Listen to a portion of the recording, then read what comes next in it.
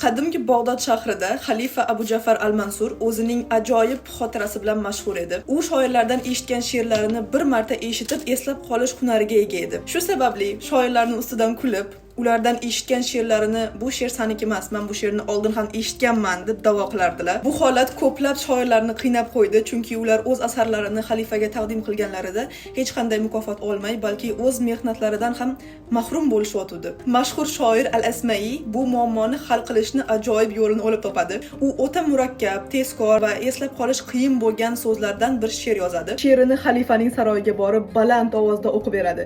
Wal ududan dandanali wa tablutab toptabali toptabitop toptabitop toptabitop toptabali. Va bu she'rni na xalifa, na uning kotibalari eslab qolish oladi. Xalifa bu holatdan hayratga tushib va nihoyat shoirning haqiqiy iqtidori oldida mag'lubiyatni tan oladi. Al-Asmai esa ilk bor she'rini o'z nomi bilan saqlab qola oladi.